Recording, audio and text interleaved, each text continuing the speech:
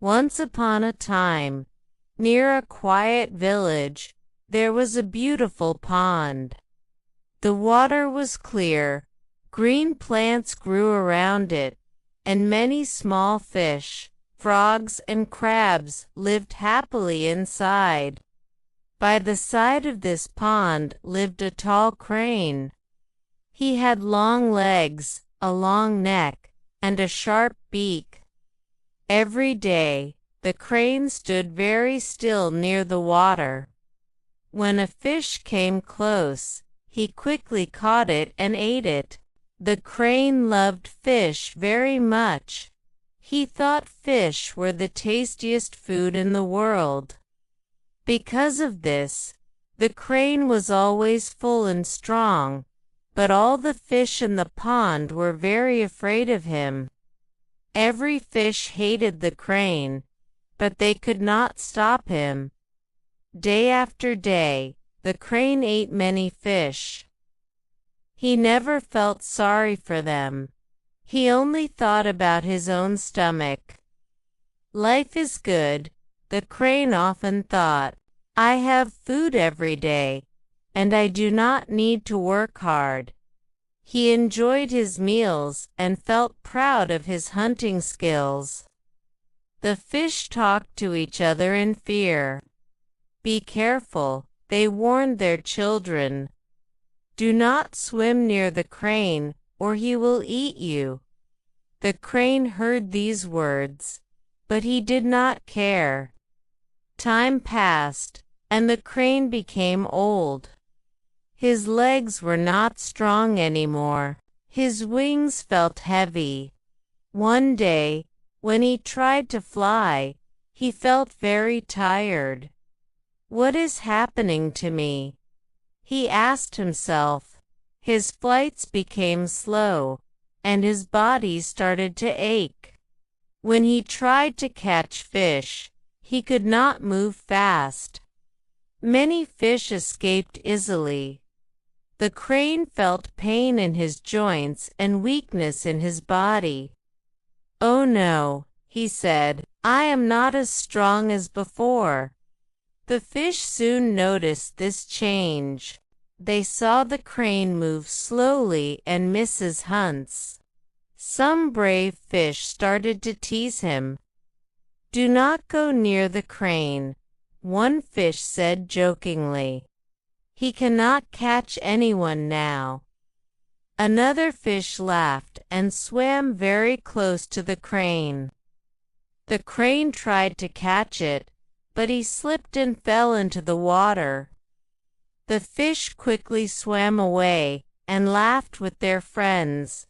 "See," they said, "we do not need to fear him any more." Days passed, and the crane became weaker and weaker. He could not catch any fish. The fish swam around him freely, but he could not touch them. The crane became very hungry.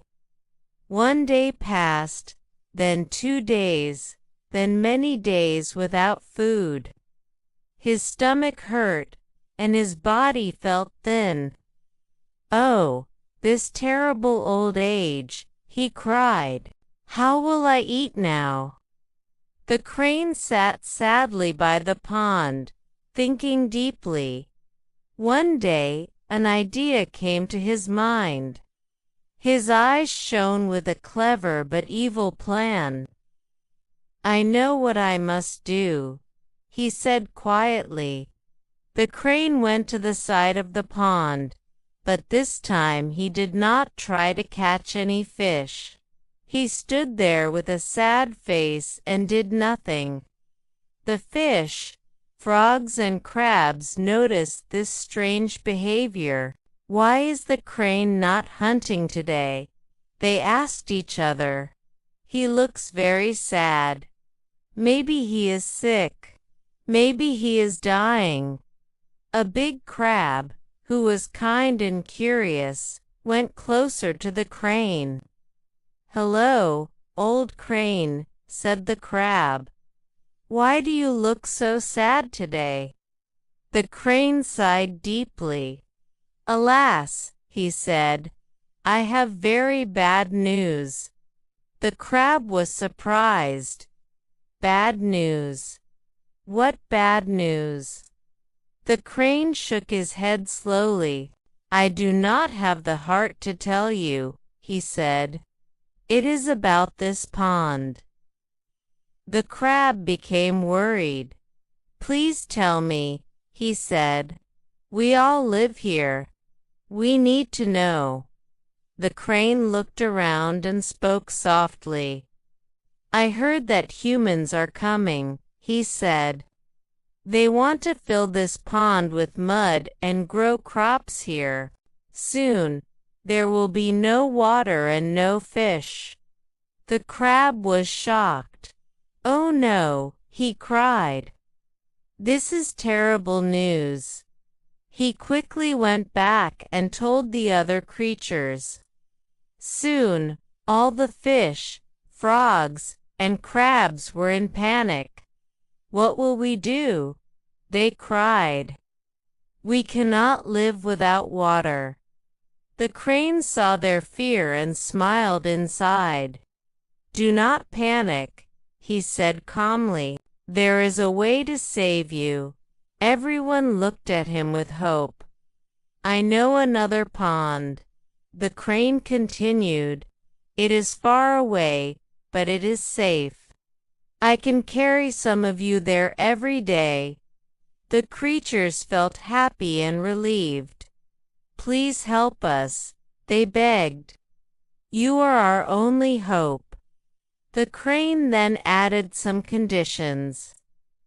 I am old, he said. I can only carry a few at a time, and I need rest between trips. The creatures quickly agreed. That is fine, they said. Please save us. On the first day, the crane took some fish in his beak and flew away. The fish believed they were going to a safe pond, but instead, the crane flew to a nearby hill. There, he ate all the fish happily. Ah, he said, my hunger is gone. After resting for some time, the crane returned to the pond and took more fish. Again, he ate them on the hill. Day after day, the crane continued this trick. He became strong and healthy again. His body grew fat, and his eyes shone with greed. The creatures in the pond believed they were being saved, but they were slowly disappearing. One day, the big crab said, Please take me to I want to go to the safe pond. The crane smiled. Of course, he said, I will take you on my next trip. The crane picked up the crab and flew away. While flying, the crab looked around. How far is the other pond? He asked. The crane laughed loudly. You fool, he said. There is no other pond. I lied to all of you so I could eat you easily. The crab understood the truth. He felt angry but did not panic. I will not die like this, he thought. With all his strength, the crab used his sharp claws and tightly grabbed the crane's neck. The crane screamed in pain. It hurts, he cried. It will hurt more, said the crab. The crane fell down, dead. The crab slowly crawled back to the pond and told everyone the truth. All the creatures thanked the crab. The crab said calmly, the crane died because of his greed. And that is the moral of the story. Excessive greed is harmful.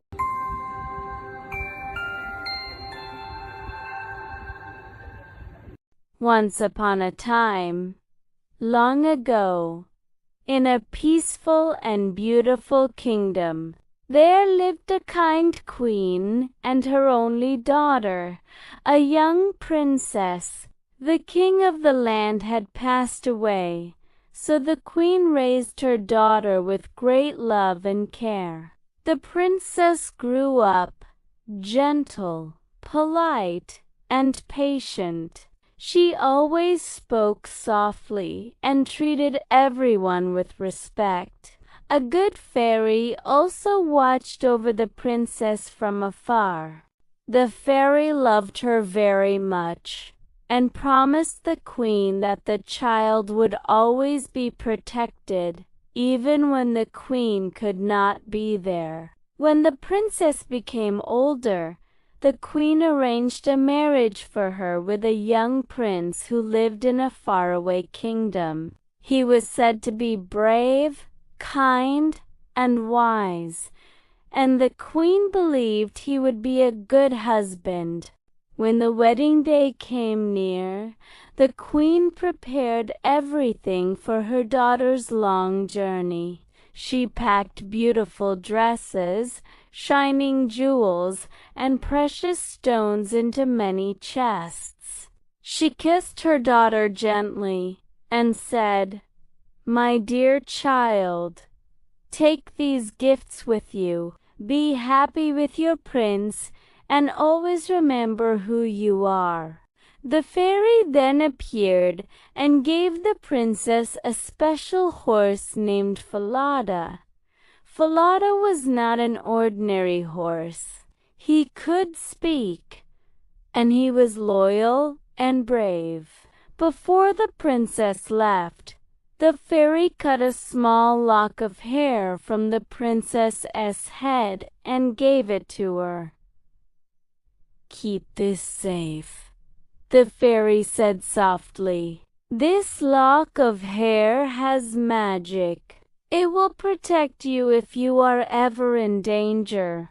The queen also sent a waiting maid to travel with the princess.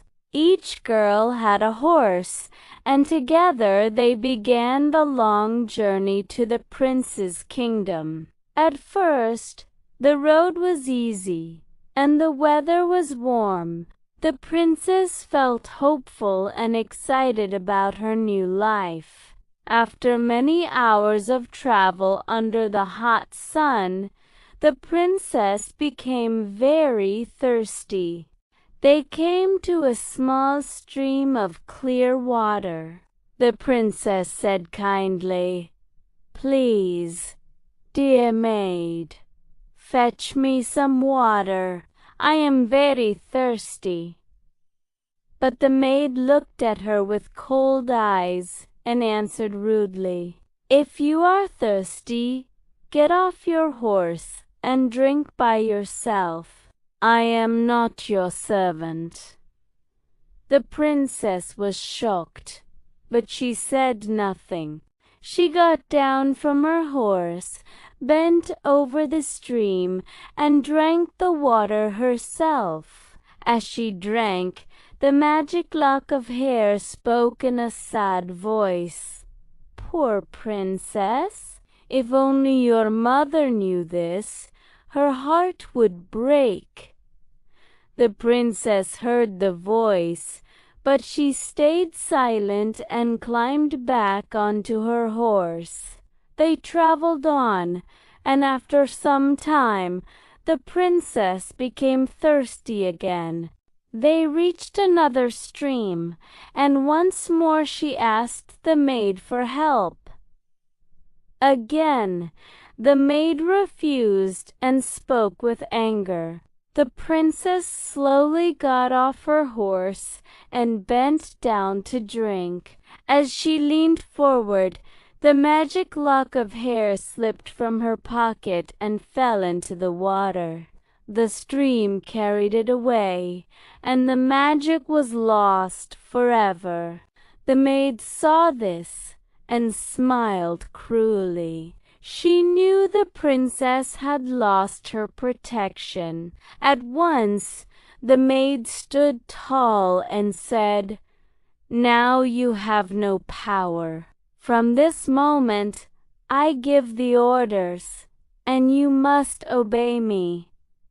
She forced the princess to change clothes with her. The maid put on the royal dress and jewels, while the true princess had to wear the simple clothes of a servant. The maid threatened her and said, "If you tell anyone the truth, you will lose your life." The maid then mounted Falada, and the true princess was forced to ride the poor, weak horse. When they arrived at the royal palace, the prince came out to greet them. He believed the maid was the princess and welcomed her with joy. The true princess stood quietly behind, looking like a servant. The false bride spoke proudly and told the prince that the girl with her was only a maid. She asked the prince to give the girl some work far away. The prince did not like the servant girl, but said she could help a little boy named Curdkin take care of the geese. The false bride then made another cruel request. She asked the prince to kill Falada, saying the horse was wild and dangerous. She feared Falada might speak and tell the truth. The prince agreed. When the true princess heard this, she cried and begged that Falada's head be placed under the dark city gate so she could see him every day. The prince allowed this. Every morning and evening, as the princess went out to watch the geese, she passed under the gate and spoke sadly to Falada's head.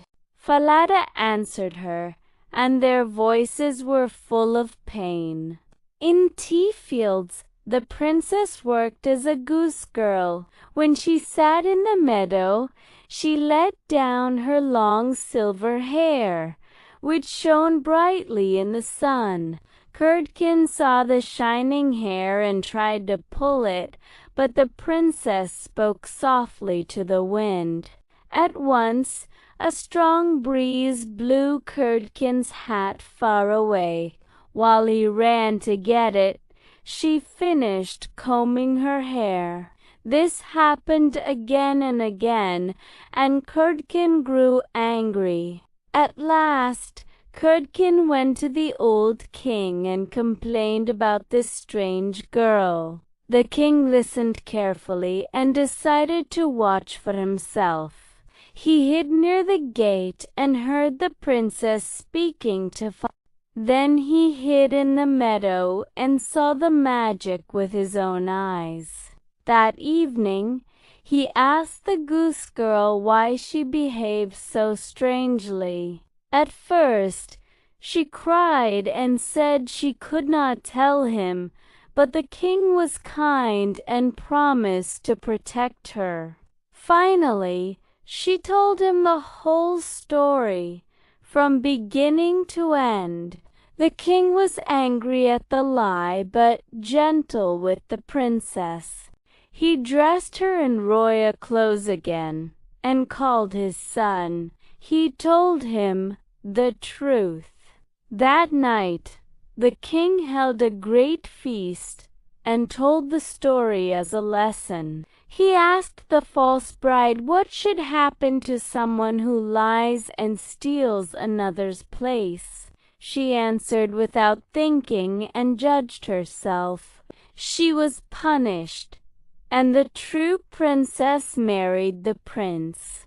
They ruled the kingdom with kindness and peace. The good fairy returned and brought Falada back to life. And the princess never forgot the lesson. Patience and truth always win in the end.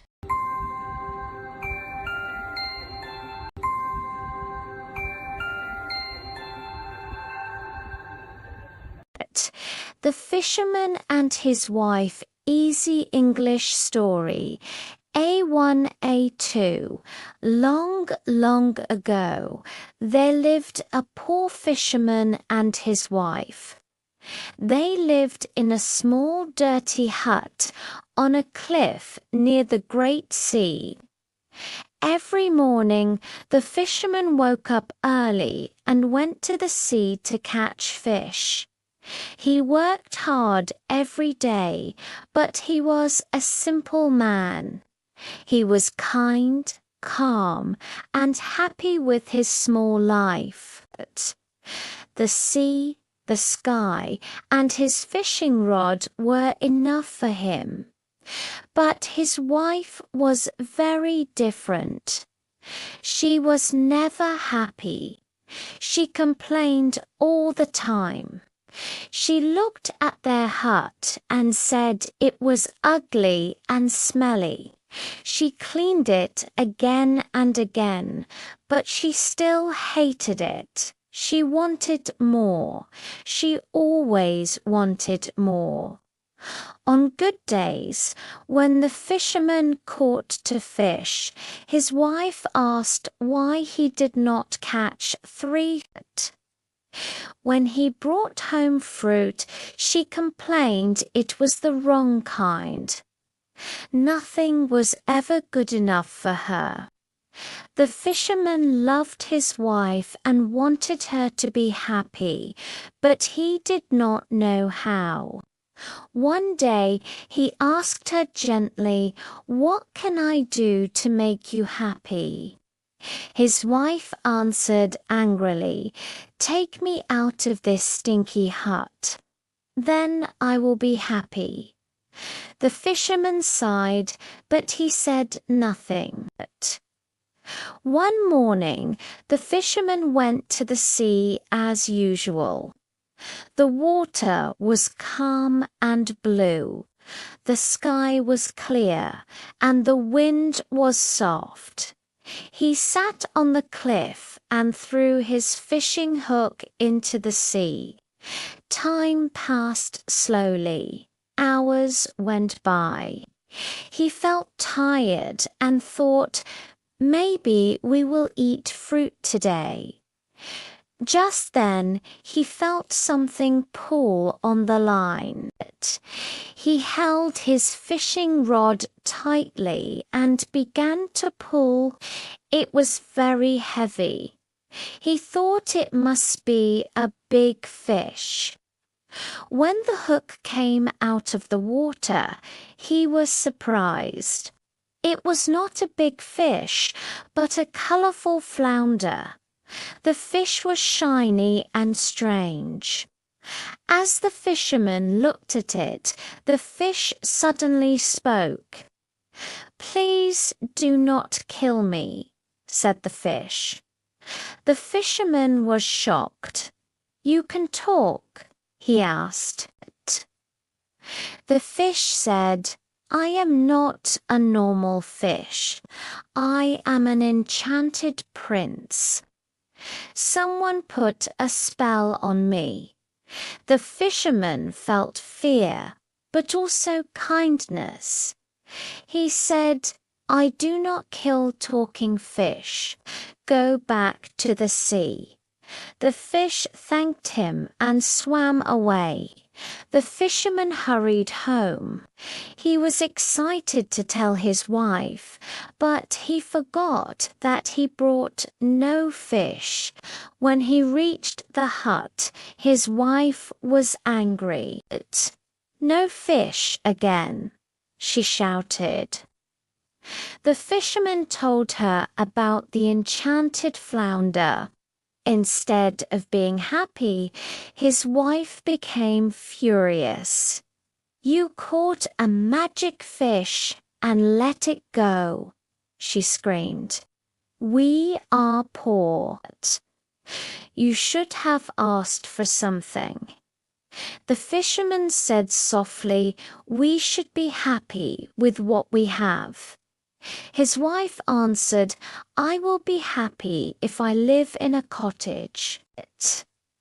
She pushed him to go back to the sea and asked the fish. The fisherman did not want to go, but he loved his wife. He walked back to the sea. The water was no longer blue. It was green and yellow. He felt afraid, but he called out, "Magic fish, can you hear me?" The flounder came up at once. "What does your wife want?" it asked. "She wants a cottage," said the fisherman.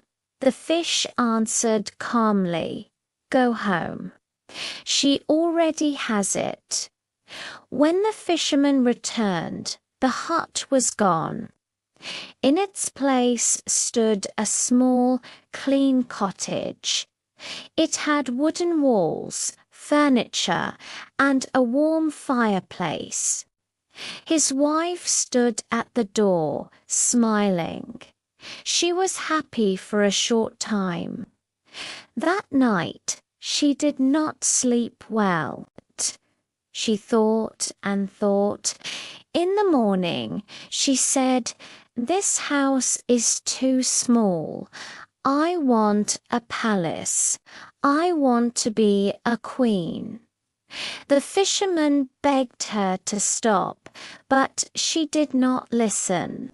Again, the fisherman went to the sea. The water was purple, and the wind was strong. He called the fish. The flounder asked the same question. The fisherman answered sadly. "Go home," said the fish. "She already has it." When the fisherman returned, the cottage was gone.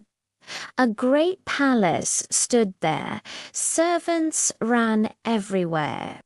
His wife sat on a throne with a crown on her head.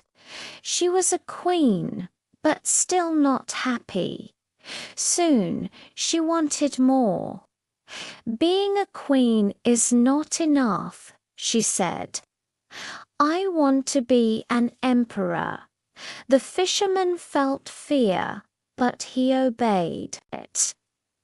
The sea was now brown and wild. The fish granted the wish. The palace grew bigger. Golden doors replaced the old ones. His wife sat on a golden throne with power over many kings. But still, she could not sleep. One night, she said, "I want to control the sun and the moon. I want to be the Almighty." The fisherman cried and begged her to stop, but she forced him to go. The sea was black.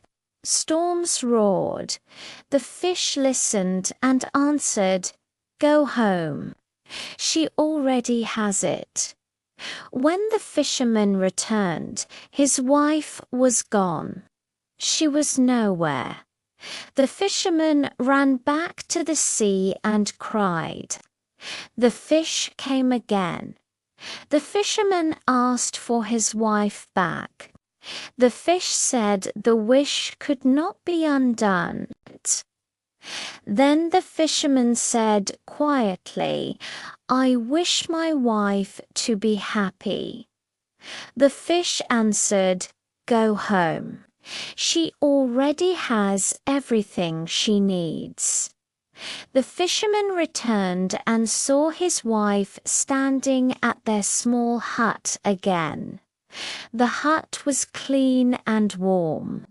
His wife smiled. She had learned her lesson. From that day on, they lived simply and happily forever.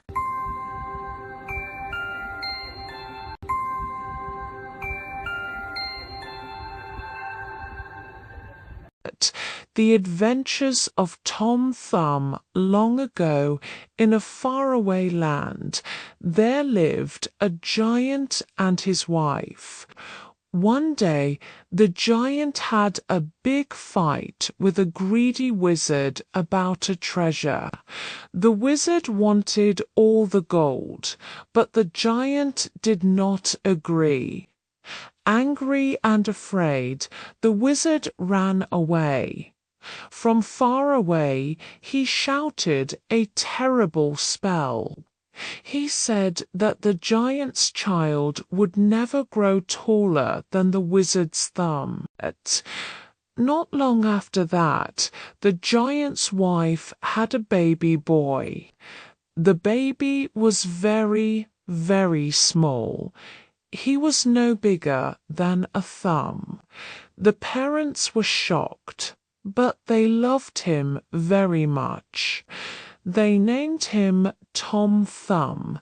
Tom was tiny, but he was healthy and happy. Life was not easy for Tom's parents. They often lost him because he was so small. They had to speak very softly because loud voices hurt Tom's ears. Tom did not feel sad. He enjoyed his life. He liked to play in the garden and talk to small animals. He rode on a snail's back and danced with ladybirds. In the small world, Tom felt big and free. One day, Tom went to visit his frog friend near the pond. He climbed onto a green leaf. Suddenly, a big fish jumped out of the water and swallowed him. Tom was inside the fish's dark stomach. He was scared, but he stayed calm. Soon, a fisherman caught the fish and took it to the king's palace. In the royal kitchen, the cook cut open the fish. To everyone's surprise, a tiny boy jumped out alive. Tom bowed and said hello politely. The cook and the king were amazed. They had never seen anything like Tom Thumb before. The king laughed and clapped his hands. He said Tom was a true wonder. The cook had an idea. He let Tom ride inside a pie and sound a trumpet during a royal feast. All the guests laughed and cheered. The king was very happy and gave the cook a bag of gold. Tom became famous in the palace. The cook made Tom his page boy. Tom wore fine clothes, ate good food, and marched across the table at banquets. Everyone loved him, but someone was angry. The king's cat was jealous. Before Tom came, the cat was the king's favorite. Now everyone looked at Tom instead. The cat hated Tom and wanted revenge. First, the cat tried to attack him, but Tom was brave. He used his tiny sword and scared the cat away. The cat did not give up. It decided to lie. One day, the cat told the king that Tom wanted to poison him. The king was afraid because he once got very sick from bad food. When the guards brought Tom to the king, the cat showed a poison leaf it had hidden. Tom was shocked and could not speak. The king believed the lie. Because Tom was so small, they put him in prison inside a clock. Day and night, Tom hung from the swinging pendulum. He felt lonely and sad. One night, a kind moth flew by. Tom asked for help. The moth felt sorry for him and opened the clock. The moth took Tom far away to the butterfly kingdom, a place for tiny creatures. There, everyone was small like Tom. He was safe and happy.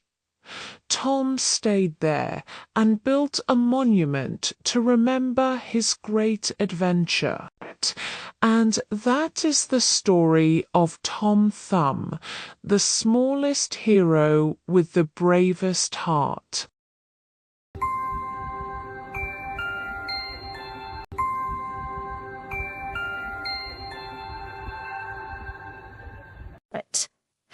A long time ago there lived a good huntsman who was kind, cheerful, and loved walking through the forest with a happy heart. And one day, while he was walking under tall trees and singing to himself, he met an old woman who looked very poor, tired, and hungry. And she said to him in a weak voice that she had no food and no water. So the huntsman felt sorry for her and gave her all the food he had with him, even though it was not much. And the old woman smiled and thanked him. Then, before he left, she stopped him and told him a secret, saying that ahead on his road there was a great oak tree, and on that tree were 3 magic birds. And among them was a wonderful cloak that could grant wishes. And she told him to shoot an arrow between the birds, take the cloak, and also take 1 feather. Because the feather had magic too, and as long as he kept it with him, he would find gold under his pillow every morning. And the huntsman thanked her kindly and went on his way, and everything happened just as the old woman said. And when he went home and slept with the feather in his shirt, the next morning he found a bright piece of gold under his pillow, and every day after that there was more gold. So slowly he became rich, and he filled a large jar with gold and felt proud and excited.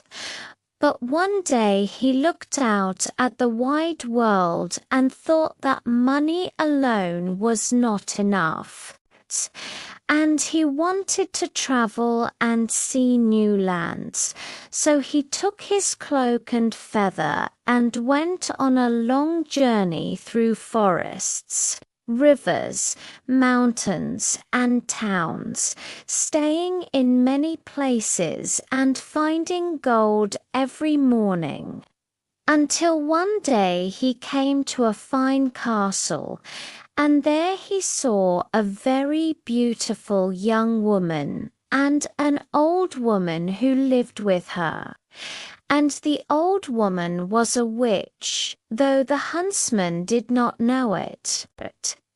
And when the witch saw the huntsman, she knew at once that he had magic things and wanted to take them, so she welcomed him kindly into the castle, and the huntsman stayed there many days and slowly fell in love with the beautiful young woman.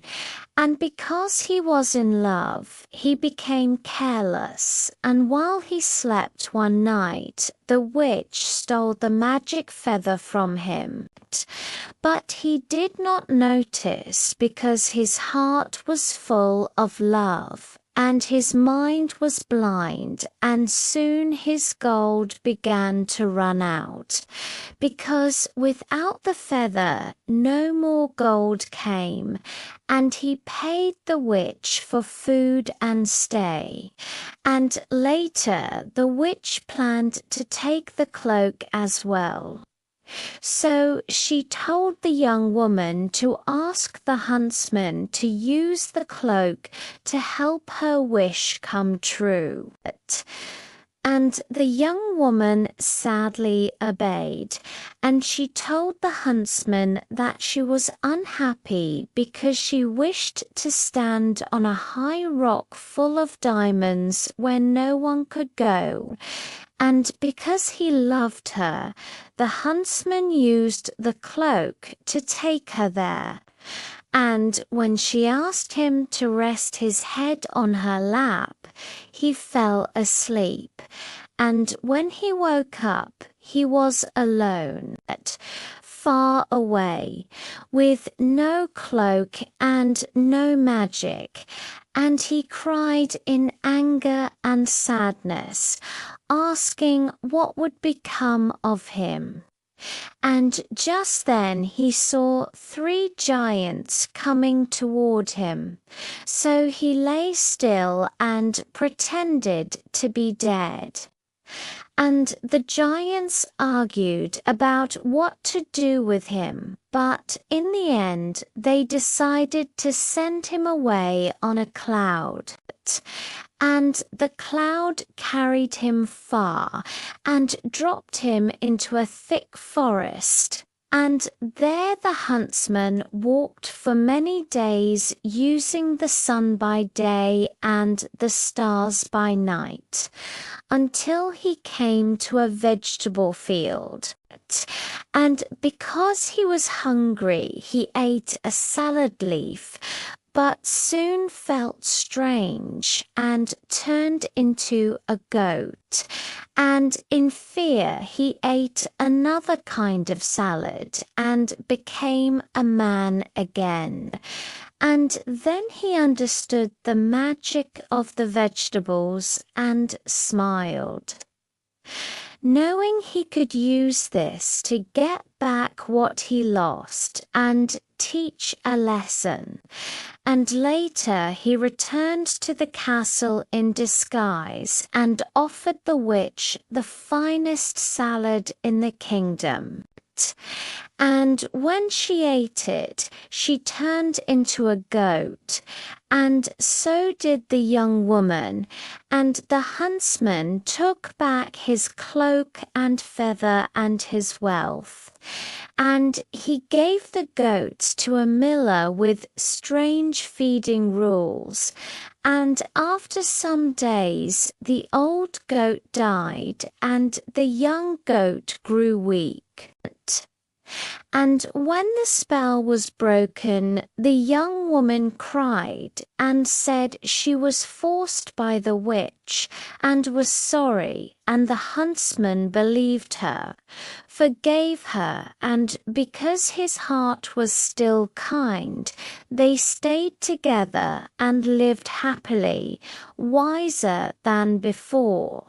And the huntsman never forgot that kindness brings magic, but trust must walk with care.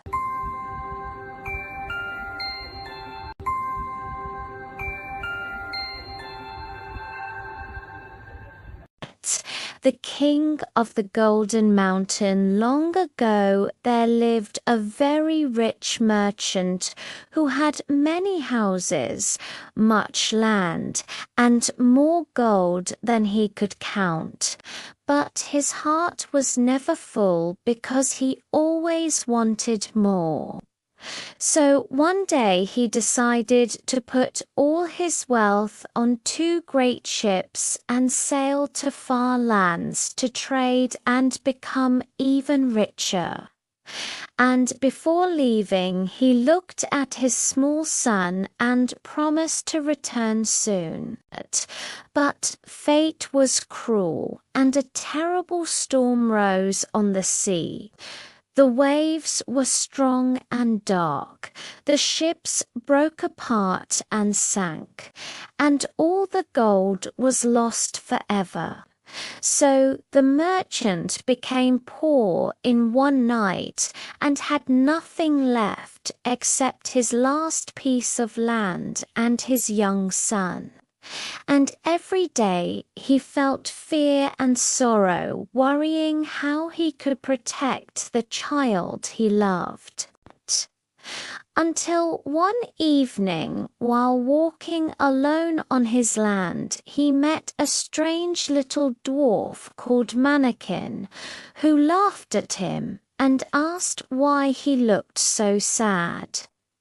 And when the merchant told him his story, the dwarf said he could make him rich again if the merchant promised to give him the first thing that touched him when he returned home 12 years later. And without thinking clearly, the merchant agreed because his mind was full of gold. But when he reached home, his little son ran to him and held his leg, and fear filled the merchant's heart because he understood what he had done. Yet when he checked his old chest, it was empty at first, and he felt hope.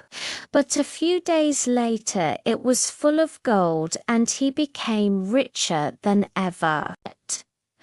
Though his joy was dark and heavy because he feared the coming day, and when 12 years passed, he finally told his son the truth. But the boy was calm because a fairy had visited him in a dream and told him of danger and fortune. So father and son went back to the land where the promise was made, and the son drew a magic circle that the dwarf could not cross. And after angry words, they agreed to let the sea decide the boy's fate by placing him in a small boat. And with tears the father pushed the boat away while the dwarf felt satisfied. And the boy drifted for many days until he reached a strange shore where a great palace stood beside a shining golden mountain. And inside the silent palace he met a white snake who spoke with a human voice and said she was Princess Inada under a cruel spell that could only be broken if he suffered pain for 3 nights.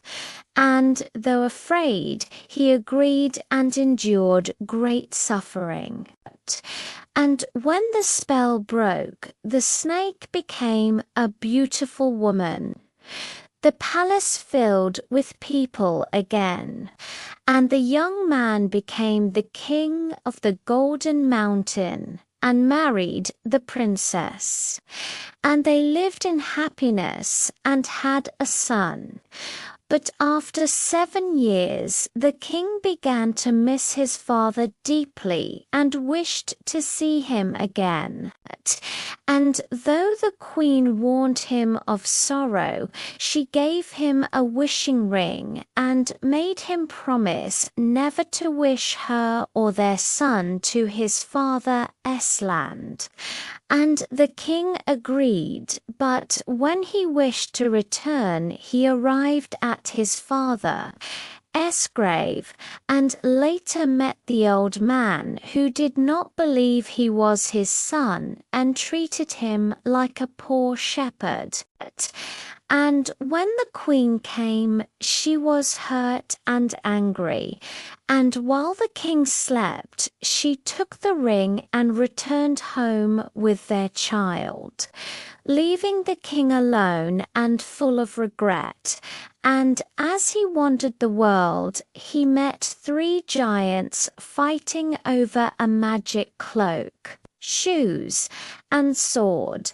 and by clever words he took all three and returned to the Golden Mountain, where he found a great wedding feast because the queen was to marry another man.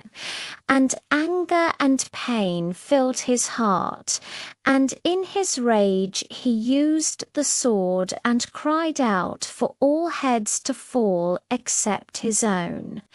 And the terrible magic worked, and everyone died, the queen, the child, and all the people. And only then did the king understand that no gold, power, or anger was worth the loss of love. And he sat alone on his throne as the lonely king of the Golden Mountain, rich beyond measure, but empty forever. The king of the Golden Mountain.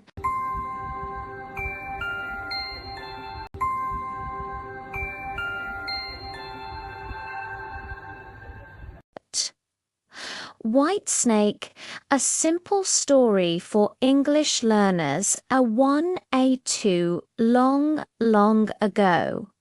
There lived a good and noble king.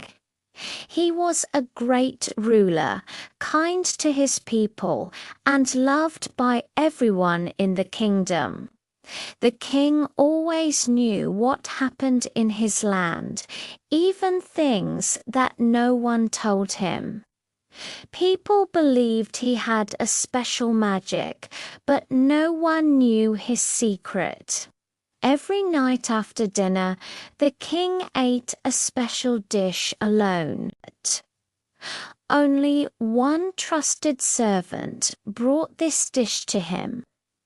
The servant did not know what the food was, and he was never allowed to ask.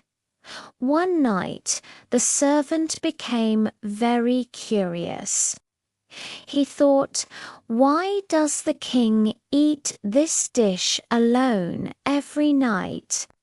When the king left the room, the servant slowly lifted the cover of the dish. Inside, he saw a white snake. The snake was dead and cooked. The servant was shocked, but his curiosity was stronger than his fear. He picked up a small piece and ate it. At that moment, his life changed forever. Soon after, the servant heard strange sounds outside the window. He listened carefully and was surprised. He could understand the voices. Birds were talking. They spoke about the queen's lost ring. The ring had fallen into a duck pond. A duck found the ring inside a fish and brought it back to the queen. The servant realized the truth. By eating the white snake, he now had the power to understand animals. The next day, the king asked the servant what reward he wanted for his loyal service. The servant bowed and said, "Your Majesty, I do not want gold or land. I only want a horse and some traveling money. I wish to see the world." The king agreed. The servant left the palace and began his journey happy and free. As he rode along the road, he heard soft voices near the grass. He saw 3 small fish trapped among weeds. They cried, "Oh, what bad luck! We will die here." The servant felt sorry for them. He picked them up gently and put them back into the water. The fish said, "We will remember your kindness and repay you one day." The servant smiled and continued his journey. A little later, he heard angry voices near an anthill. The ants were shouting, "Why do people and their heavy animals walk over our homes? That horse is killing our people." The servant stopped his horse and carefully moved away from the anthill. The ants said, "Thank you. One good turn deserves another." Again, the servant rode on. Soon he entered a deep forest. There, he saw 3 young ravens crying loudly. Their parents had thrown them away. The baby ravens could not fly and had no food. They cried, "Help us! We will starve." The servant felt great sadness. He looked at his horse and knew what he must do. With a heavy heart, he killed his horse and gave the meat to the young ravens. The ravens ate and survived. They looked at the servant and remembered his sacrifice. After many days, the servant reached a large city.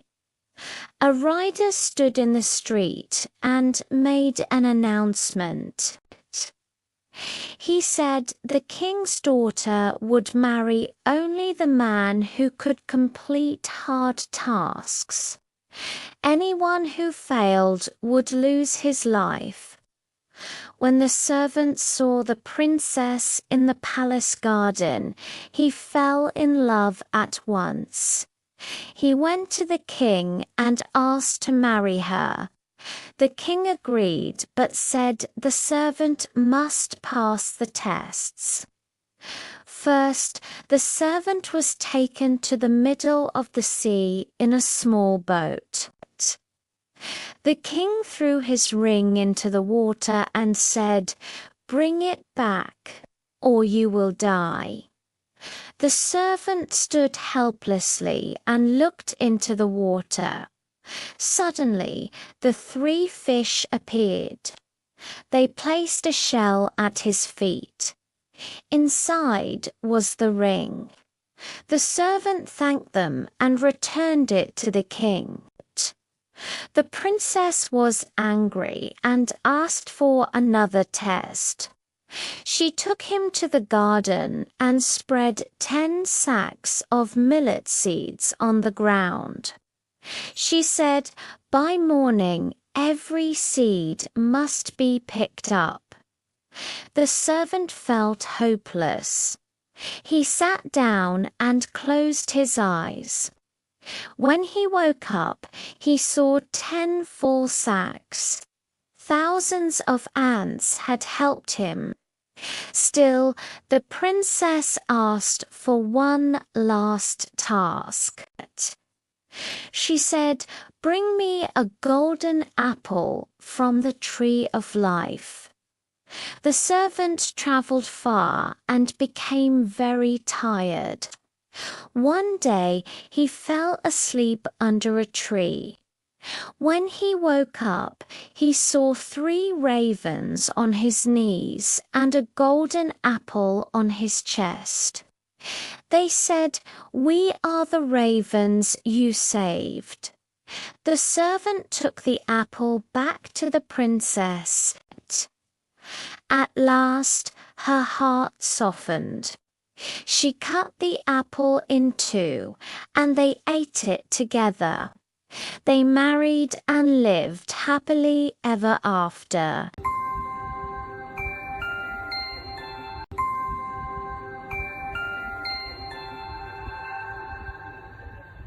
The Golden Bird Easy English Story for a 1A2 learners. Once upon a time, in a faraway land, there lived a powerful king. Behind his palace stood the most wonderful apple tree in the world. Every single day, this tree gave apples made of pure gold. They shone brightly in the sunlight and were more precious than any treasure in the kingdom. Every morning, the gardener carefully counted the golden apples and brought them to the king. The king loved these apples and guarded the tree closely. One morning, however, something strange happened. The gardener counted again and again, but one apple was missing.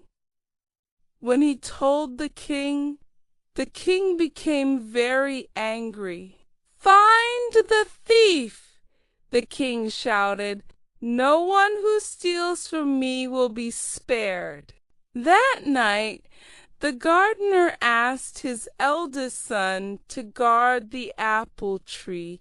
The young man stood near the tree with his bow, watching carefully. But as the night grew quiet and dark, his eyes became heavy. Before midnight came, he fell asleep. In the morning, another apple was gone. The king was furious. The next night, the second son took his place. He promised to stay awake, but the same thing happened. Around midnight, sleep took him, and in the morning, one more golden apple was missing. At last, the youngest son spoke. "Father, let me guard the tree tonight." The gardener hesitated, but he agreed. That night, the young man stayed awake. He watched the tree carefully. When the clock struck 12, he heard a soft sound in the air. Suddenly, a bird flew down from the sky. Its feathers were made of gold, shining like fire. The bird began to peck at an apple. The young man jumped up and shot an arrow. The arrow did not hurt the bird, but one golden feather fell from its tail. The bird flew away into the darkness. In the morning, the feather was brought to the king. The king called his council. Everyone agreed that the feather was worth more than all the riches in the kingdom. "One feather is not enough," said the king. "I must have the whole bird. Who is brave enough to bring me the golden bird?" The eldest son stepped forward and volunteered. Proudly, he set out on his journey. Soon he came to a dark forest. By the roadside he saw a fox sitting quietly. The young man lifted his bow to shoot, but the fox spoke. "Do not shoot me," said the fox. "I know why you are here. You seek the golden bird. If you listen to me, I will help you." The fox gave him advice. "Tonight you will reach a village. There are 2 inns. One looks beautiful and lively. The other looks poor and dirty. Choose the poor one." The young man laughed to himself. "What does a fox know?" he thought. He tried to shoot the fox, but missed, and the fox ran away. That evening, the young man reached the village. Music and laughter came from the beautiful inn. The poor inn looked dark and empty. "I would be foolish to stay there," he said. He entered the beautiful inn, ate, drank, and forgot his mission. Days passed, and he never returned. When the eldest son did not come back, the second son went to find the golden bird. He met the same fox and received the same advice. He also ignored it, chose the beautiful inn, and failed. At last, the youngest son asked to go. His father was afraid. "I have already lost 2 sons," he said. But the young man answered, "Trust me, father." At last, the gardener agreed. The youngest son reached the forest and met the fox. This time, he listened. He followed the fox's advice and stayed in the pouring. The next morning, the fox returned. "Now I will help you further," said the fox. He told the young man about a castle where the golden bird lived. The bird sits in a wooden cage. Near it is a golden cage. Do not change the cage, or you will regret it. The fox let the young man ride on his tail, and soon they reached the castle. Everything was exactly as the fox said. The guards were asleep. The young man entered the room and saw the golden bird. He thought, "Such a fine bird deserves a golden cage."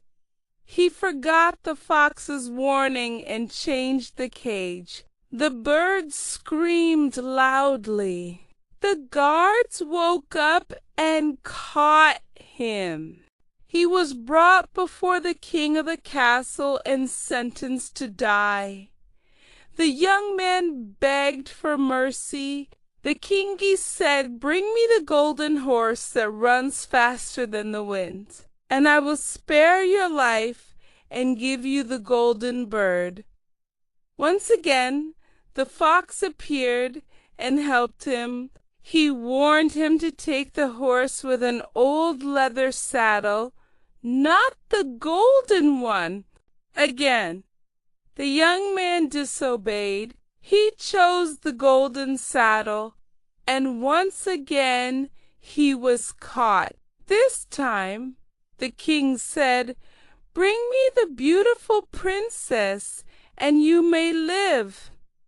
The fox helped him once more. He told him how to meet the princess at midnight and lead her away, but warned him not to let her say goodbye to her parents. The young man succeeded at first, but when the princess begged to say farewell, he agreed. He was caught again. The king then gave him an impossible task: to remove a great hill blocking the view from the palace window in 8 days. The young man sat in despair, but the fox worked for him while he slept. By morning, the hill was gone. The king kept his promise. The young man now had the princess, the golden horse, and the golden bird. The fox gave him one final plan to take everything safely. The plan worked, and the young man escaped with all 3 treasures. Before leaving, the fox warned him of 2 things: never rescue anyone from the gallows, and never sit by the river. On his way home, the young man met his 2 brothers, who were about to be hanged.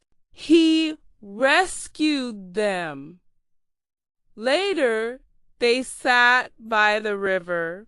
While he rested, his brothers pushed him into the river, stole the princess, the horse, and the bird, and returned home. The young man survived and was rescued by the fox once again. Disguised as a poor man, he went to the king's court. When he entered, the golden bird sang, the horse ate, and the princess stopped crying. The truth was revealed. The brothers were punished, and the youngest son married the princess. Years later, the fox asked him to kill him. With a heavy heart, he did so. The fox turned into a man, the lost brother of the princess. The spell was broken, and happiness returned to the kingdom. And so the youngest son lived wisely and well, remembering that listening, kindness, and patience lead to true success.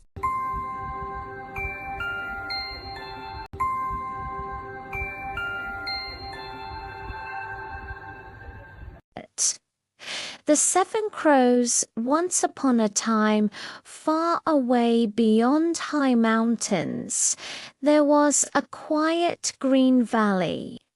A clear stream ran through the valley, and beside the water stood a small stone house. In that house lived a poor woodsman with his wife, their 7 sons, and their youngest child, a little daughter.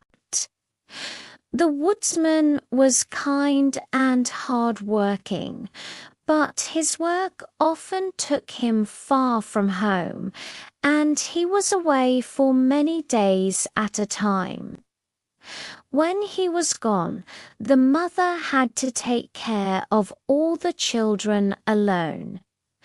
The little daughter was gentle, pretty, and helpful. She loved her mother and tried to make her happy. But the 7 sons were very different. They were rude, loud, and disobedient. They fought with one another, laughed at their sister, and did not listen to their mother at all. When the mother asked them to help or go to bed, they answered with angry words and cruel laughter. The poor woman tried to be patient, but every day her heart grew heavier. When the father came home after a long week of work, he was always tired. The mother wanted to tell him the truth about their sons, but she kept silent. He worked so hard, she thought. I must not trouble him with these small things. She did not know that by hiding the truth, she was letting the boys grow worse and worse. When their father was not at home, the sons did whatever they wanted and felt no fear. One day, the boys did something very cruel. In the forest near their home grew a dangerous grass. If animals ate it, their stomachs would swell and they could die. The father had warned his sons many times to keep the goats away from that grass, but the boys did not listen. One afternoon, laughing and joking, they filled a bag with the dangerous grass and mixed it into the animals' food. "Let's see what happens," they said with dark smiles. Soon the goats and the cow became very sick. Their bellies swelled and they fell to the ground. They could not stand. When the mother saw them, she cried in fear and pain. "How will we live now?" she said. "No milk, no cheese, no food. The sons only laughed and called the animals stupid. At that moment, the mother's heart broke. In her great sorrow and anger, she cried out, "I wish you were crows instead of sons." As soon as the words left her mouth, dark clouds covered the sun, cold wind filled the air. The boys screamed as their bodies changed. Black feathers grew, their arms became wings, and in a moment 7 great crows stood where the boys had been. With loud cries, they flew into the sky and disappeared into the mountains. When the mother understood what had happened, she screamed in horror and fainted. From that day, the house was filled with sadness. The father forgave his wife and tried to comfort her, but she never forgave herself. Years passed, and the little girl grew older. She often thought of her brothers and rarely smiled. One day she said to her mother, "I must go and find them. My heart tells me they are waiting for me." The mother was afraid, but she saw the strength in her daughter's eyes and gave her blessing. The girl walked for days through dark forests and cold mountains. Her food ran out, her clothes tore, and her feet were sore. On the 3rd morning, she saw a small strange house hidden in the mist. Something pulled her toward it.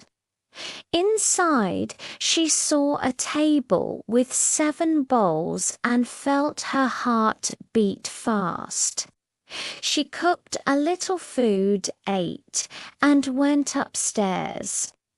There she found 7 small beds, each with a different colored blanket.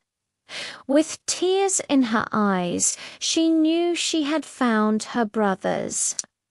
She lay down and waited. That evening, 7 crows flew into the house. They noticed someone had eaten their food. Upstairs, they found the girl sleeping. When they touched her hair, they knew at once. "Our sister," they cried softly. When the girl woke, she was afraid, but when she heard their gentle voices, she opened her arms.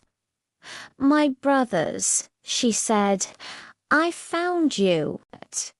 She hugged them all and told them she loved them, even as crows. The brothers cried with regret. They wished to go home, but were ashamed. The girl spoke of their mother's sorrow and love, and at last they agreed to return. They carried her through the sky, holding her safely. Before leaving, they brought shining stones they had collected. "We could not resist shiny things," they said with sad smiles. When they reached home, the girl went first to her mother. The woman wept with joy when she saw her child. Then she saw the crows and fell to her knees, asking forgiveness. The brothers begged pardon too. As they cried together, a miracle happened. The crows became boys again. The father ran out and held his children.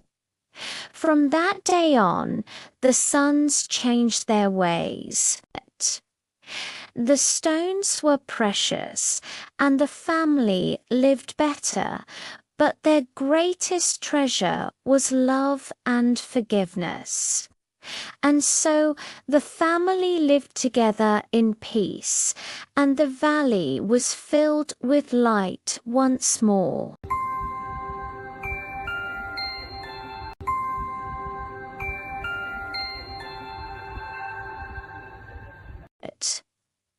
The Jungle Book Episode 2. The first lessons of the jungle. The jungle woke slowly under the soft morning sun. Light passed gently through the tall trees, touching the leaves with gold. Birds called to one another from branch to branch, and the river whispered as it flowed around smooth stones.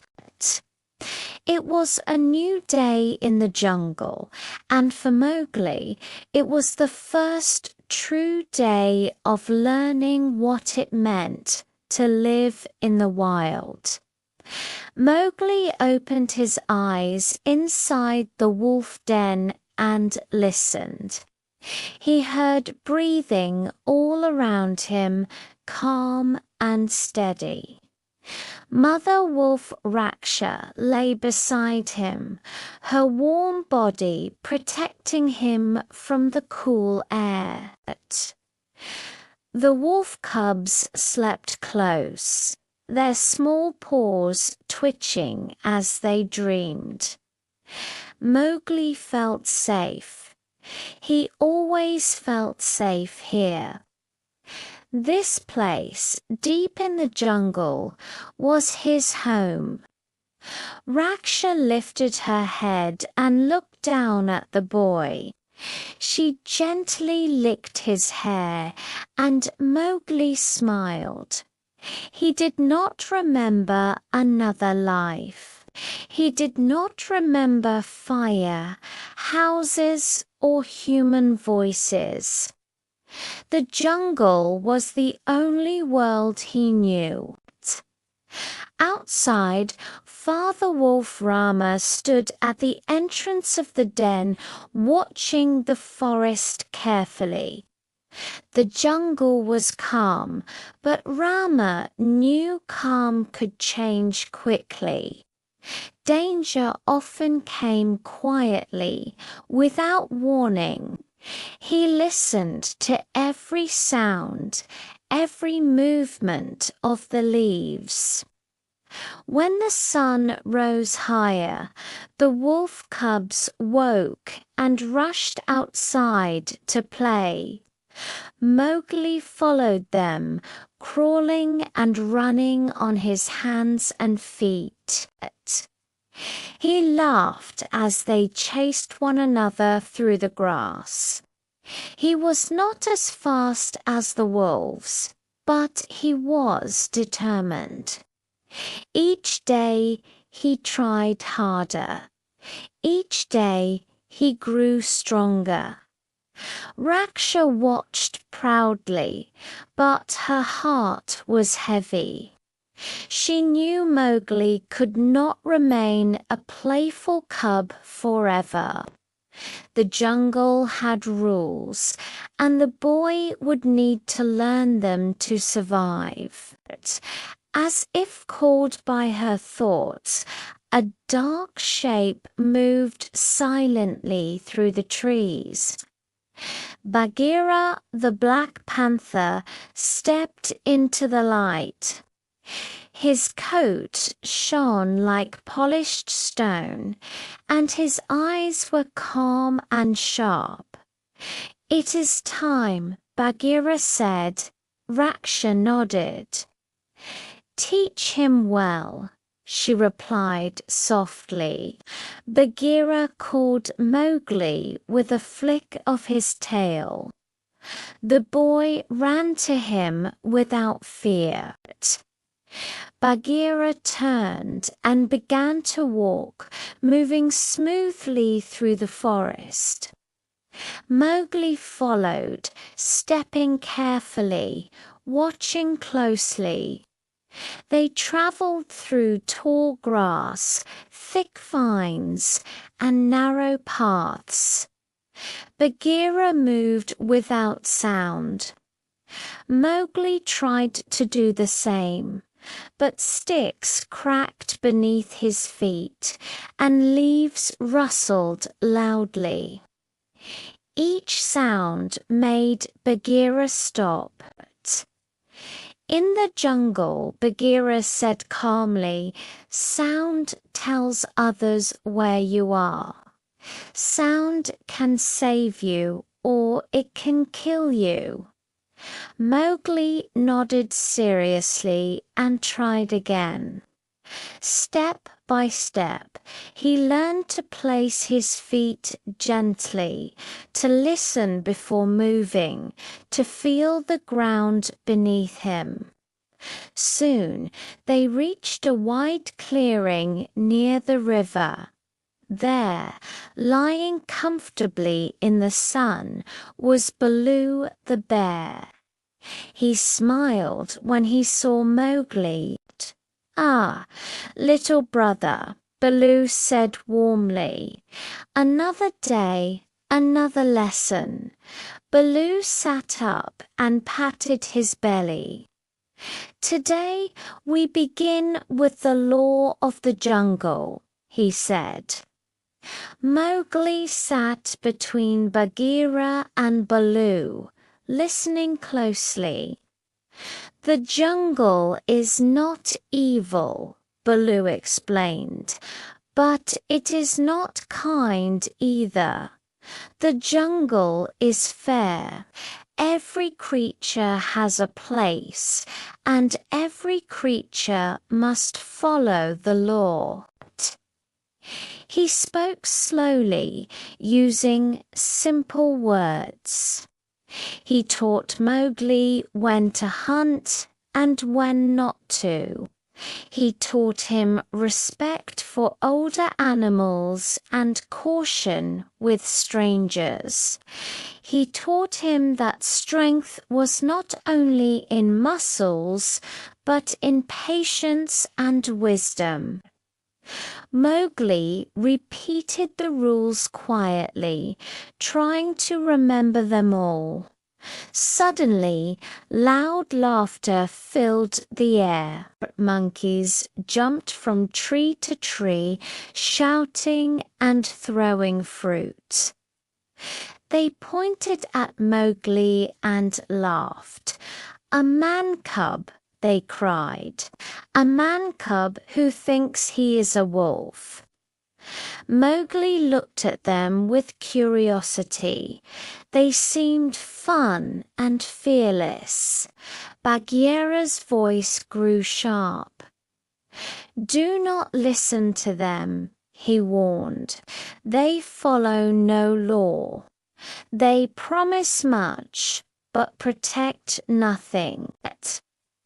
But before Mowgli could answer, the monkeys rushed down and lifted him into the trees.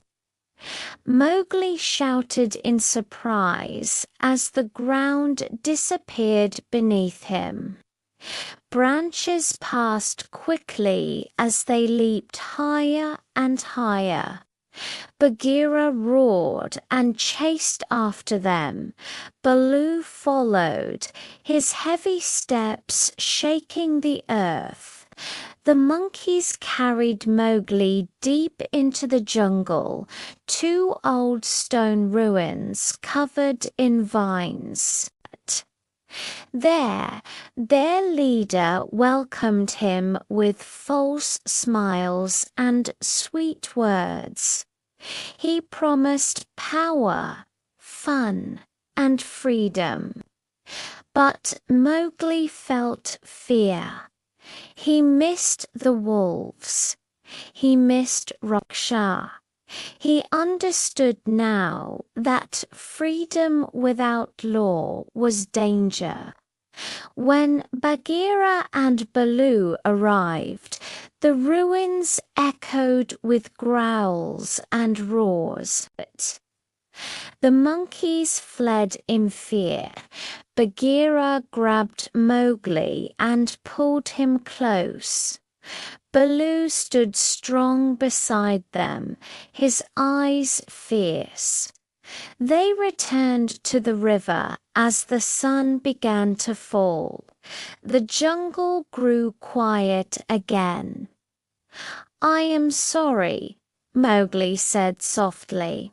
"I did not listen." Bagheera placed a paw on his shoulder. "You listened in the end," he said. "That is how learning begins." That night, Mowgli slept beside the wolves, safe and warm. Above him, the stars shone brightly. Far away, hidden in the shadows, Shere Khan watched. His eye burned with hatred. "The boy grows," the tiger growled, "but the jungle will decide his fate." The wind moved through the trees, carrying the promise of danger, adventure, and destiny. And so Mowgli's journey continued. End of episode 2.